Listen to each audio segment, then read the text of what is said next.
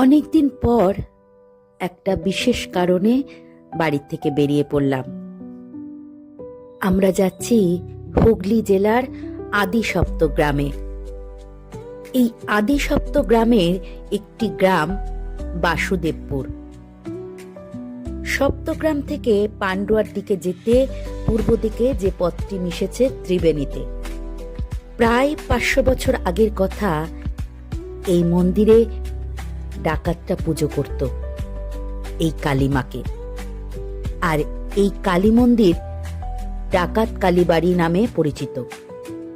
শোনা যায় একচূড়া বিশিষ্ট এই কালী মন্দিরটি রঘু ডাকাতের ভাই বুধো ডাকাতের।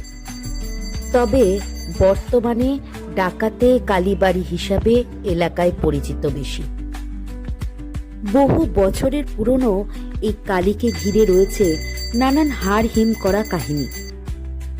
মা নাকি ভক্তদের মনের কথা বুঝতে পারেন। ঠিক সেরকমই এর আগের বার যখন কৌশিকীর বাপি মায়ের দর্শন করতে গিয়েছিল, মনে মনে মাকে একটা প্রার্থনা বলে এসেছিল। আশ্চর্যজনকভাবে সেই প্রার্থনা সফল হয়েছে। তাই আবারও মায়ের কাছে যাওয়া হয়েছিল পুজো দেওয়ার জন্য।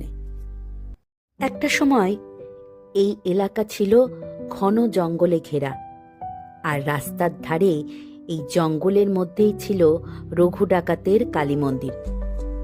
সারাদিন ক্ষেত মজুরের কাজ করার পরে রাতে এলাকার ধনী প্রভাবশালী বাড়িতে দলবদ্ধভাবে ডাকাতি করতে যেতেন রঘু ডাকাত এবং তার ভাই বুধো ডাকাত।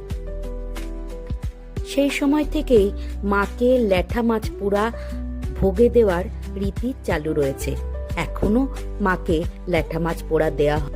মন্দিরের সামনেই আছে এক পুকুর, আর সেই পুকুরেই কালী মূর্তি খুঁজে পাওয়া গিয়েছিল, আর পেয়েছিলেন স্বয়ং রঘু ডাকাত।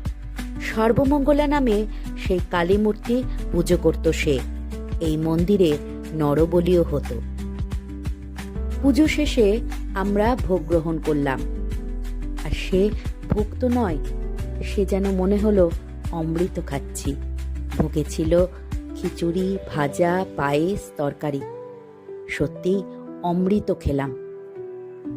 নরবলি দিয়েই রঘু ডাকাত বেরোতেন ডাকাতি করতে, আর যা লুট করে সম্পত্তি নিয়ে আসতেন সব দরিদ্রের মধ্যে সে সম্পত্তি ভাগ করে দিতেন।